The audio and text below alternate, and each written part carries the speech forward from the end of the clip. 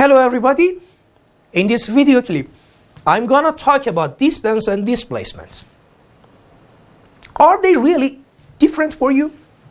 In everyday conversation, people mostly use these two expressions almost in the same meaning. But in physics, we have completely different definitions for those quantities, and they are not the same.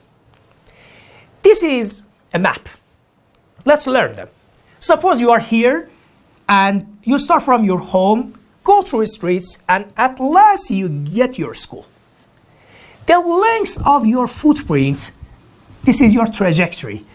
Okay? The length of your trajectory is your distance.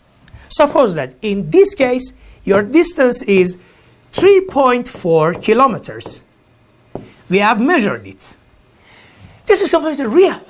People understand what the distance is. When you are walking through streets, distance is real for you. You can understand it.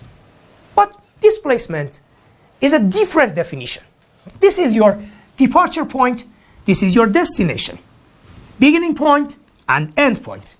If you connect these 2 points by a straight line and really a vector, this vector will be your displacement.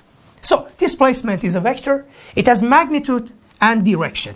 Suppose that here we have measured the length of this vector for 1.5 kilometers.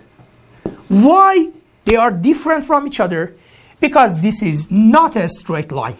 And a straight line is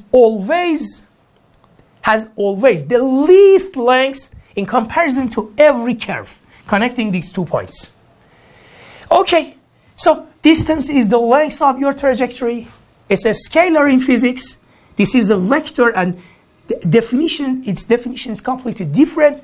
And your displacement is a vector connecting your beginning point to your end point.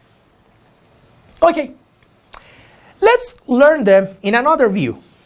An object starts from point A, goes rightward to the point B, and is displaced for 20 meters, and again 8 meters in this direction, and at last 7 meters upward. The last destination is D, and the beginning point is A. The length of the trajectory here, it seems that is the sum of these two displacements. 20 meters plus 8 meters plus 7 meters, and at last it is 35 meters. 35 meters is the length of the trajectory of this object and is your distance in this experiment. But displacement is a vector connecting your beginning point to your end point.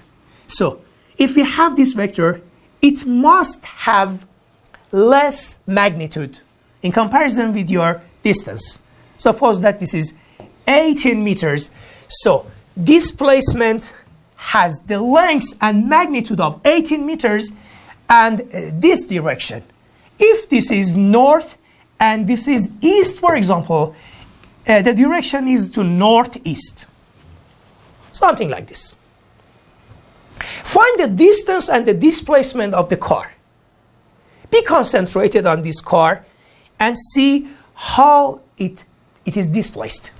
It goes rightward for 7 meters and goes back for 3 meters only. This is the beginning point and this is the end point. The length of its trajectory is 7 plus 3. So the distance is 10 meters only, and that's it. But the displacement is a vector.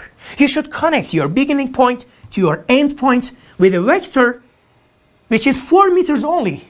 So your displacement is 4 meters rightward. You should say that it has direction. 4 meters is only its length, but the direction must be mentioned in your report, and so it is completely scientific. 4 meters to right. And your distance is 10 meters only, no need to any direction. Let's go to another example. Can the displacement of an object be 0, but the distance not? Is it possible? Suppose that this is a car. It goes rightward and then comes back to its beginning point. Yes, the displacement is 0. Why? Because your beginning and end point are the same. But your distance is not. For example, suppose that you have displaced 10 meters rightward and 10 meters leftward. So your distance is sum of these two. This is 20 meters. But your displacement, no. This is 0. An object goes 30 meters to east. Okay, this is our map, north and east. So the first displacement is 30 meters to right, to east.